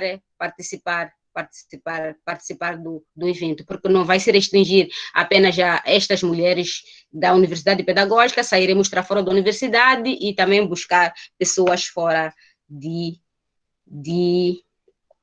Moçambique. Maria Carolina falava ainda sobre a questão das temáticas, não é? Sobre a questão das temáticas, sobre a questão do feminismo, da questão de naturalizar o assunto, não é? De novo, eu volto a dizer que é isso. Estes temas são importantes porque nós queremos reivindicar esse espaço que a mulher tem, neste caso na filosofia, mas eu penso, mais uma vez, que não devemos nos cingir a isso, mas devemos ter essa abertura para pensar a partir de outros campos, ou seja, mostrar que a mulher também é capaz de pensar sobre qualquer outro assunto e não simplesmente entrar em defesa do lugar e terminar por aí. Ou seja, nós reivindicamos um lugar, o lugar nos é dado, então é momento agora de fazer uso de tal espaço. Obrigada. Maravilhosa, Estélia, maravilhosa, de fato. Sueli Castilho, por favor. Boa noite a todas, todos e todes. Na verdade, a minha fala já foi contemplada pela pergunta da Débora. Eu queria saber mais realmente sobre como está o equilíbrio entre homens e mulheres na universidade, porque eu estive em Maputo, viu, Estélia, em 2013, então eu conheço, fui para um evento da CPLP, e eu percebi realmente um desequilíbrio muito grande sobre a representatividade feminina das pessoas, né, da população da língua portuguesa africana. E aí eu vi que ela havia, assim, tanto na universidade, mas quanto fora, ainda uma atenção muito forte a respeito da representatividade das mulheres nos espaços públicos. E eu fiquei muito feliz de vê-la você tão brilhantemente investindo, né, fazendo essa representação, trazendo, por meio de você, outra representatividade de outras mulheres, e também visivelmente militante de uma causa, né, em que busca fazer o seu trabalho, o seu estudo, mas também trazer essas outras mulheres para pensar, refletir e sair desse apagamento, né, quando você fala que elas, às vezes, elas ficam restritas a outros ambientes, ou às vezes elas se calam. Eu fiquei pensando que, possivelmente, por uma história longa de silenciamento forçado, né, muitas se acostumaram a esse lugar de silêncio. Né? Eu penso que você está fazendo um belíssimo trabalho e se constituindo como alguém que venha trazer essa representatividade e a força para essas outras filósofas ou de outras profissões, né? Ou de outras representações nos espaços sociais e públicos. Então, eu fiquei muito feliz de vê-la falar com tanta força, com tanta vontade e também com uma visível esperança.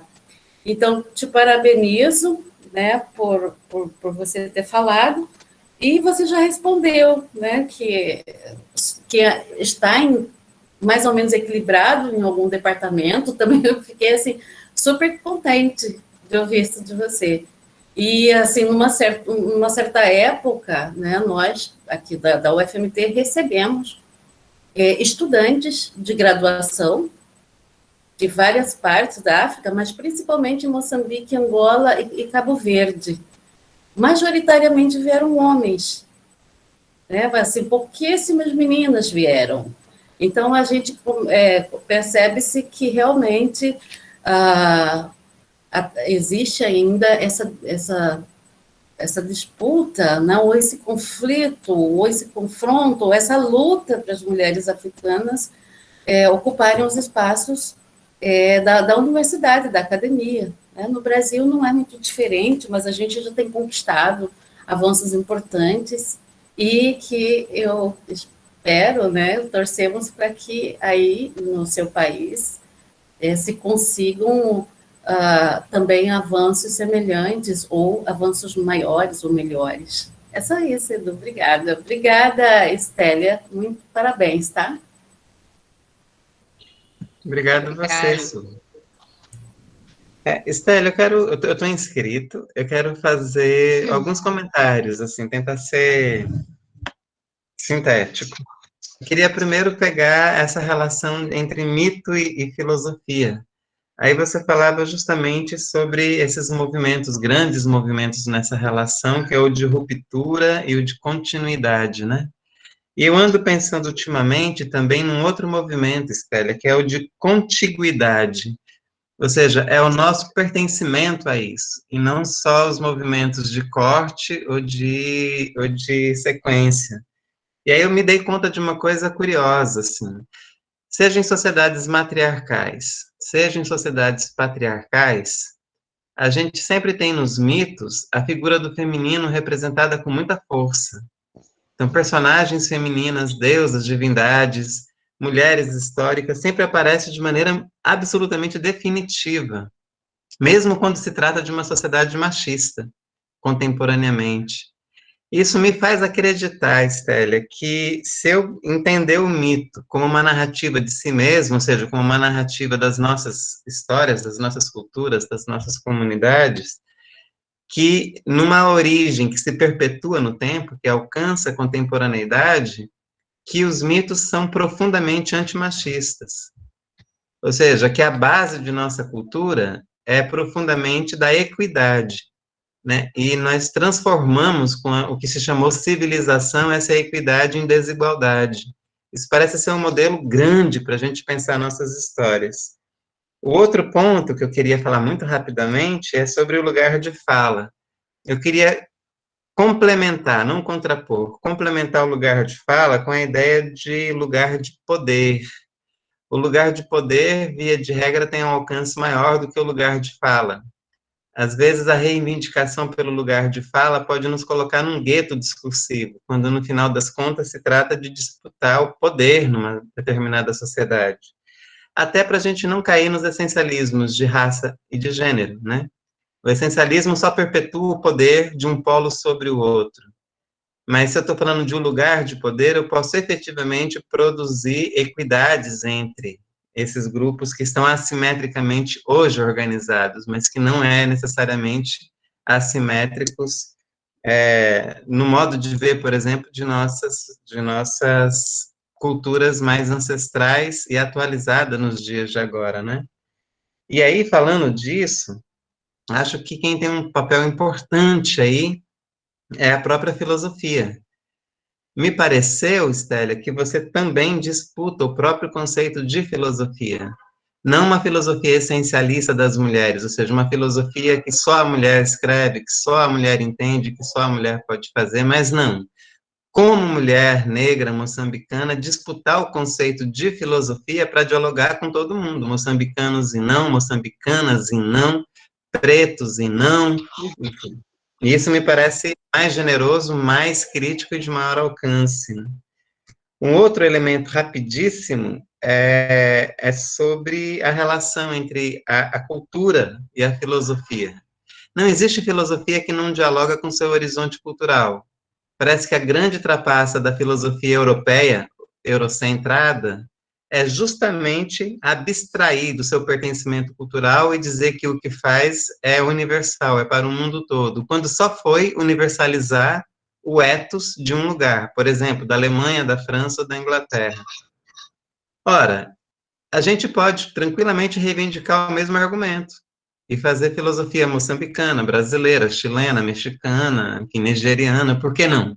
Né? Se isso é fazer filosofia, inclusive a filosofia é muito anterior à própria Grécia. Como você já disse, já mostrou, historicamente já é, mas eu digo, mesmo agora na contemporaneidade. E nesse sentido, a Europa seria uma grande minoria, pensemos nisso. A Europa seria a grande exceção no mundo. E aqueles que foram oprimidos pelo pensamento universalista seriam efetivamente os protagonistas da filosofia. Seria um lindo retorno do recalcado, né? Uma vingança que não é vingança, mas a justiça, nesse sentido. E, por fim, é o lugar dos homens nessa desconstrução de gênero. Eu tenho insistido muito nisso, eu queria te ouvir a respeito, que quando você discute a questão racial, a discussão não pode ficar apenas entre negros e negras. Quando você discute a questão de gênero, não pode ficar apenas entre homens e mulheres. A absoluta necessidade de pensar as relações entre essas polaridades, porque é aí que surge a assimetria de poder. Né? E se homens não se comprometerem a fazer a sua desconstrução de lugar de privilégio, a gente não vai ter mudanças substanciais nessas relações de gênero. Ou seja, todo mundo já fez essa crítica, mas ficou sinônimo, né? Questões de gênero como se fossem questões das mulheres, que é um grande equívoco. Os homens devem ser responsabilizados e se responsabilizarem pelo seu papel absolutamente criminoso, né, porque exerceram poder de coerção e de opressão sobre as mulheres, historicamente, politicamente. E se os homens não discutirem isso, é possível que boa parte dos homens se organizem para se contrapor às mulheres que eles temem querer tomar o poder, o que seria uma loucura absurda e total. Né? E por fim mesmo, nas tradições ameríndias daqui, nas tradições africanas que vieram para o Brasil, então, de onde você está, da África Banto, e também da África Ocidental, Nigéria e Benin, parece ser muito sensato aos homens bater a cabeça para as mulheres e aprender um pouco do que seja a vida, a fruição, a organização da comunidade, o trato com os outros e a organização política da sua sociedade. Quase todos os mitos dizem isso, né? Quase todos os relatos dizem isso. E eu queria saber de você, uma filósofa jovem, negra, moçambicana, o que você diria a esse público, os homens, tão difícil de dialogar nesse momento, né? Nesse momento histórico em que vivemos. Obrigada. Primeiro, agradecer a Sueli. Agradecer a Sueli, sim, dizer que de facto é uma luta para ocupar esse tipo de espaço. Muitas vezes, enquanto filósofa, mulher africana, moçambicana, eu já passei por vários questionamentos desde a altura da graduação. As pessoas sempre perguntavam que curso você faz, filosofia. Já fazia uma cara, mas por que filosofia? Não tinha outro curso, muito jovem, etc, etc, podia fazer outra coisa. Anos depois, eles perguntam, agora está fazendo mestrado, sim. Que mestrado faz? Filosofia? Então, de novo, mas não achou uma área melhor, alguma coisa assim? E piorou de vez agora com o doutoramento, né? Eles sempre vão questionando por achar que esta área da filosofia não é adequada, não se liga, neste caso, a uma mulher jovem e com essas características todas que nós apresentamos. Muito obrigado, Eduardo, eu vou dizer, resumo, até ajudou-me a clarificar mais aquilo que eu mesma falei. Achei muito bom a maneira como organizou. E sobre a pergunta que fez no fim, eu vou usar de novo, ou seja, esta oportunidade que eu tenho de falar com os homens, eu vou usar de novo o texto de Chimamanda Adichie. É um texto muito curto, ele pode ser encontrado na internet e tem como título Sejamos Todos Feministas. Neste livro, Sejamos Todos Feministas, de facto o apelo é este. Não são só os homens, aliás, não são só as mulheres, mas também os homens, e mais adiante, Chimamanda Adichie ainda estendeu essa sua escrita para as crianças, para dizer que de início que tem que se evitar como é que eu vou dizer, esta construção deste homem que está com este poder todo e que se acha de facto superior às mulheres. É preciso educar homens e mulheres iguais, e que assumam essa igualdade e não olhar isto como uma guerra e, de facto, porem-se armados para voltar e contrapor, mas é com o intuito de pensar, mais uma vez, enquanto seres humanos iguais e que têm as mesmas oportunidades. E dependendo daquilo que são as capacidades de cada um, todos têm o direito de ocupar estes espaços. Uma última coisa, eu chamo a atenção para os próprios homens.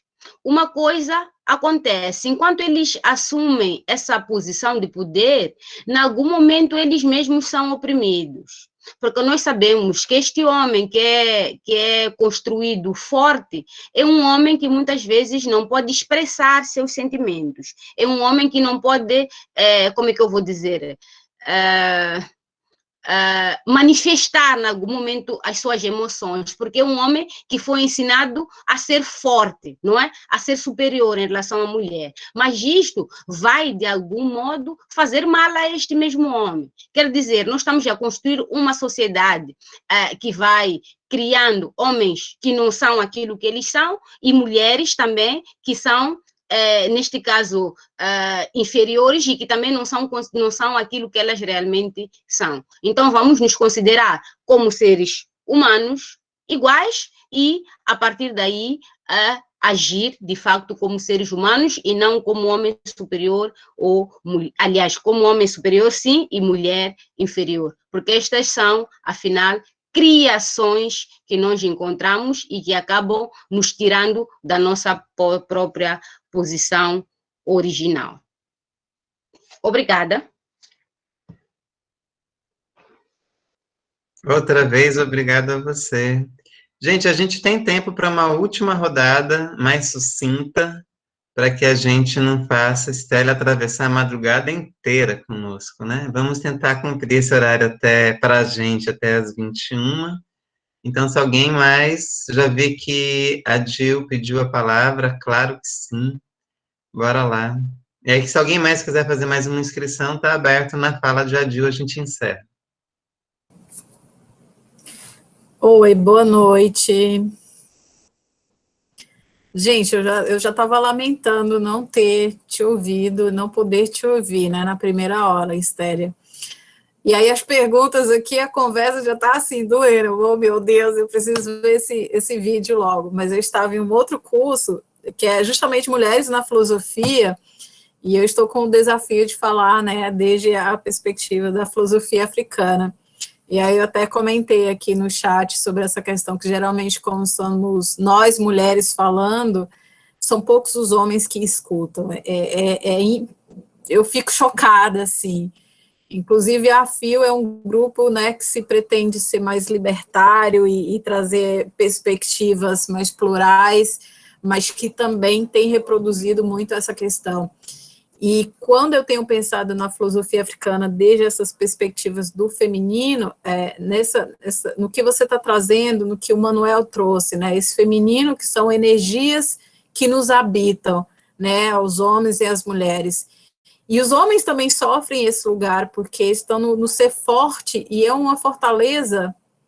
Não vou insultar a minha cidade, que inclusive fez aniversário ontem.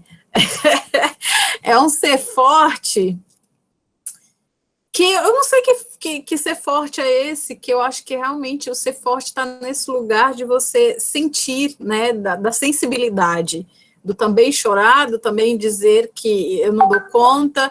Só que aí a gente vai percebendo que a nós mulheres é exigido muito mais que sejamos fortes, né? Porque a gente tem que enfrentar muitas questões, né? O racismo e o sexismo. E o pouco que eu tenho dialogado aí com Moçambique, eu tenho percebido muito dessa dificuldade também das mulheres publicarem, das mulheres saírem de Moçambique para falarem sobre filosofia africana, moçambicana, né, dessa dificuldade que a gente tem aqui no Brasil de ter acesso a textos de mulheres. Eu tentei, na minha tese, eu não consegui trazer mais vozes de mulheres de África para o texto, né, porque a gente tem muita dificuldade sobre isso, assim. E não gosto da resposta quando pergunto onde estão as mulheres na filosofia africana, de dizer, não, as mulheres estão lá, estão cursando doutorado e tudo mais, porque a gente sabe que não há uma equidade, né, porque a gente sabe que vocês têm que falar muito mais,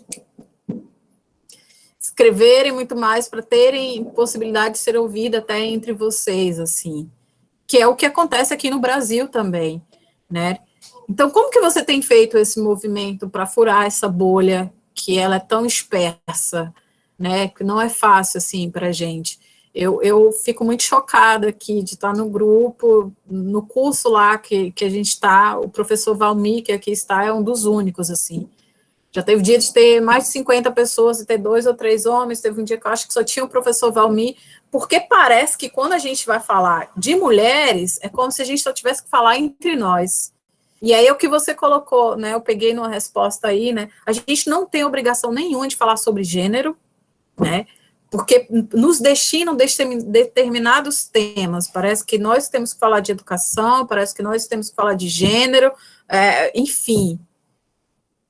Como que acho que, não sei, talvez você já tenha falado sobre isso, mas esse seu processo, como que você tem aí brigado para furar essa bolha? Peço desculpa se eu estou trazendo uma pergunta para que você traga coisas que você já trouxe, assim, mas é porque eu perdi, aí eu estou aqui, e nessa escuta, já fiquei muito feliz com o que eu ouvi aqui. E gratidão por você estar conosco. Então, temos agora a Sandra para fazer a última pergunta da noite. Sandra, por favor. Olha a responsabilidade, a última pergunta. Na verdade, isso não termina aqui, né? Isso é mesmo por conta do horário. Mas eu queria que a gente pudesse também pensar perspectivas, eu não sei se é a palavra perspectivas, mas elementos promissores, digamos. Você consegue perceber esses elementos promissores em termos de conquistas, em termos de espaços, em termos do que vocês estão conseguindo atingir, alcançar? Eu penso assim, porque eu creio que todos nós aqui, nós estamos muito impacientes com a história, né? Nós queremos mudanças, e nós queremos que essas mudanças aconteçam, porque para nós é uma questão muito profunda, né? Existem muitas mazelas, né? Por conta da colonialidade, da colonização, escravidão, etc. Então, nós estamos com pressa, mas a história, ela é lenta, né? Então, eu penso que um país como o Brasil, por exemplo, em 2001 foi a primeira vez que se reconheceu como racista oficialmente. Então, faz 20 anos. Então, o que significa 20 anos com relação a todo o tempo de existência do Brasil e tudo que ainda temos que trabalhar, né? Então, é pouco tempo, mas, ao mesmo tempo, se conseguiu muita coisa, né, nesse tempo, e talvez a gente sofra até um retrocesso por conta justamente de ter tido essa ousadia, né? Mas, então, no caso de vocês, como é essa questão mais promissora? Ou seja, como você vê o que se abre, né? Quais são os caminhos que se abrem? Esse é o que eu queria saber. Muito obrigada pela sua fala, foi muito rica e espero que a gente tenha mais oportunidades. É isso. Estela, daí aproveitando em responder as questões, e também ao final já pode fazer suas, não sei, considerações finais. Essa palavra é muito formal. Você pode dar seu recado, sua mensagem derradeira nessa noite. Certo, obrigada. Primeiro vou começar por comentar o que a Dilbânia esteve a falar, agradecer mais uma vez pelo convite, falar sobre o que ela mesmo referiu. Um bocadinho antes de chegar, eu tinha manifestado quase que a mesma dificuldade. Eu trouxe 2 só, se não 3 nomes concretos de filósofos africanas, porque eu disse que ainda é um trabalho que estou a compilar, fiz apenas a de construção em relação a todo o discurso que está por detrás deste não aparecimento da mulher, porque de facto é muito difícil. Existem muitas mulheres, sim, mas elas não estão a aparecer. Em algum momento eu até coloquei culpa nelas mesmas, não é? Por isso falávamos da questão do silenciamento, é produto, sim, da colonização, mas parece que ficou algo assumido e essas mulheres já não querem dar a cara, porque se nós fazemos um levantamento, de fato elas são várias, mas é difícil ter acesso àquilo que elas fazem. Penso que é nossa responsabilidade tentar fazer esse levantamento e dar a oportunidade de criar espaços como estes para que elas, juntamente conosco, possamos falar. Quanto à questão do espaço, como é que nós fazemos para ocupar algum espaço? Eu acho que é algo muito desafiador, é uma questão mesmo, pelo menos da minha parte, quando aparece algum assunto sobre o qual se possa falar na área da filosofia, eu normalmente já me coloco na posição de poder também dizer alguma coisa, não é? Aparecem lá naturalmente filósofos, homens que podem pensar sobre alguma coisa e eu me dou o mesmo direito. Eu acho que isso começa pela capacidade que nós temos de acreditar em nós mesmos como capazes de dizer alguma coisa por essa filosofia. Ou seja, sairmos desta posição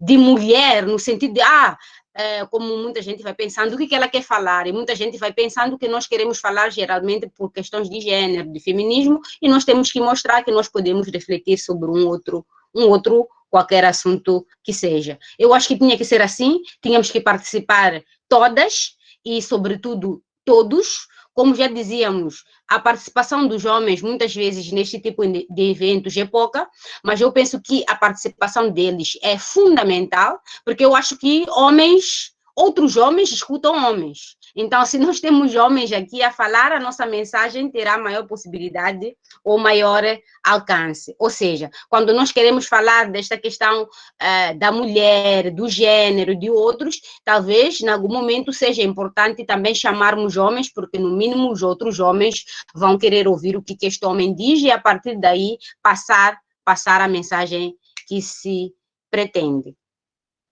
Quanto ao comentário da Sandra, eu também quero agradecer o comentário, dizer que, de fato, o caminho parece ir muito devagar nesta luta, mas temos que acreditar que, aos poucos, é que nós vamos chegar para onde nós vamos. Dizia Severino Nguenha, numa das suas falas, que as utopias do hoje são as verdades do amanhã, não é? Um exemplo que ele dava era, quem diria que os escravos dos séculos passados, ou seja, os escravos nos séculos passados não acreditavam no fim da escravatura, mas lutavam por ela. Ou seja, em algum momento eles não tiveram oportunidade de ver o resultado, mas a sua luta é que determinou o fim dessa escravatura. O mesmo aconteceu com a colonização. Então, eu penso que é assim que nós devemos levar essas lutas e acreditar que, persistindo, nós vamos ter um ganho. Às vezes não é imediato, mas a luta tem que ser persistente. Por último, quero agradecer a todos e a todas pela participação, dizer obrigado pelas perguntas, pelos comentários, porque eles também foram, como é que eu vou dizer, construtivos para mim, não é? Eles vão permitir alimentar a minha escrita. E muito obrigada e espero poder estar cá numa outra oportunidade. Obrigada. Célia, eu agradeci você umas 50 vezes ao longo dessa live e não foi à toa, porque a gratidão é alguma coisa que vem junto do reconhecimento, né, da importância. Então, muitíssimo agradecido pela comunidade da AFIO. Eu fiz aqui uma brevíssima reflexão. Quando esse grupo nasceu, faz muito pouco tempo, a gente tem 1 ano e pouco de existência, enquanto a AFIO Brasil era um grupo majoritariamente de homens. As poucas mulheres que lá estavam fez a crítica disso, tanto em relação à participação das mulheres quanto aos temas. E rapidamente teve, então, um tema que era relativo às discussões de desigualdade entre gêneros. Os homens sumiram e as mulheres fizeram a maior plateia no início da AFIO. Passa o tempo, teve não equidade total, mas muito maior participação, maior equilíbrio entre homens e mulheres. A agenda desse novo ciclo já teve uma participação muito mais decisiva das mulheres em termos dos temas e da participação das pessoas com recorte de gênero, de raça e agora também de nacionalidade, que a gente pensa o Brasil e fora o Brasil.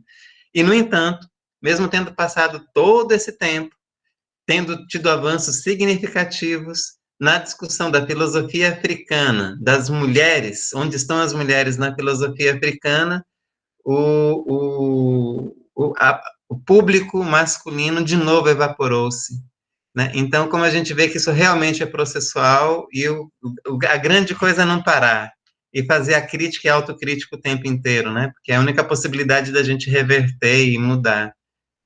A Jill não poderia um encontro sobre onde estão as mulheres africanas, na filosofia africana, né? Não poderia terminar com a voz de um homem, então vai terminar na voz de uma mulher lendo uma poetisa. A Jill, por favor.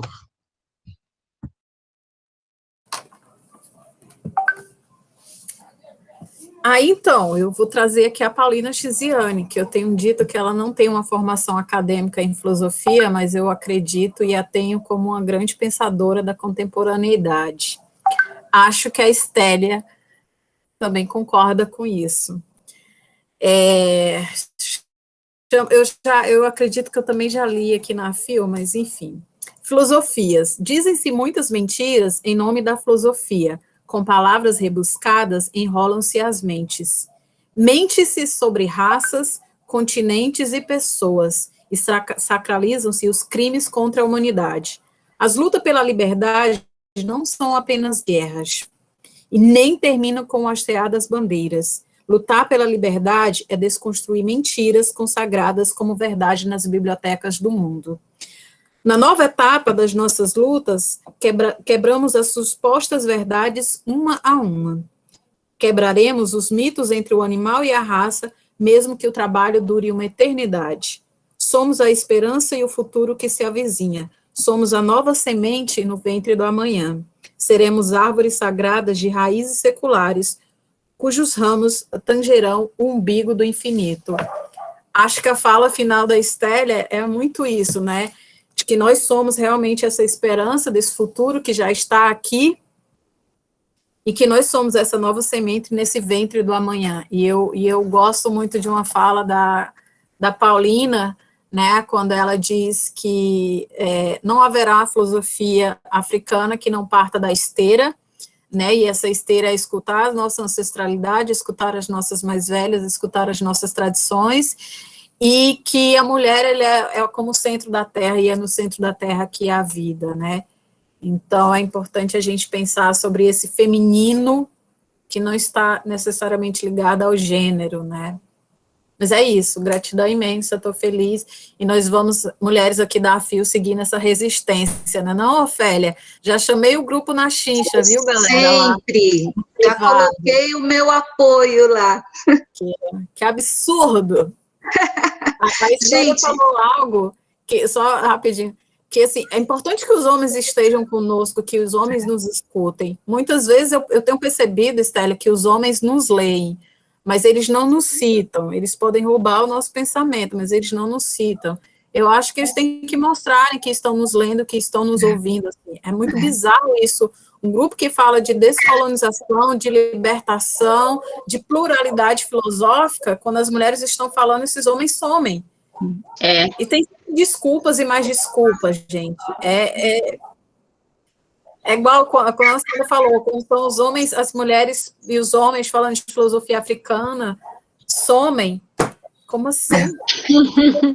Mas mesmo o público aqui, né, Adil, é mulher, ouvindo mulher, basicamente. Não, é quando o Severino Nanguenha veio aqui, que ele abriu o nosso seminário, né, desse semestre. Gente, o que tinha de homem aqui, rapaz, a macharada veio com tudo. É verdade, mas é uma crítica que a gente precisa fazer, é uma reflexão bem necessária, sem dúvida nenhuma. Bom, já que o Duda falou, não vamos encerrar com uma voz masculina, né, Duda?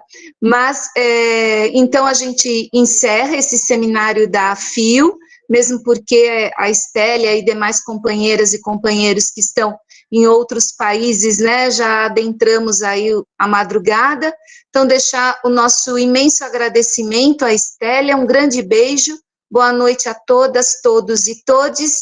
No próximo seminário do dia 28 de abril, professor Antônio Joaquim Severino vai falar conosco também sobre filosofia na América Latina. Grande beijo, gente. Por favor, garanta as gravações, porque tem gente que quer assistir em outro horário, por favor. Está gravado. Mas que a gente possa acessar. Tá, eu vou pedir para o Hugo encaminhar os links.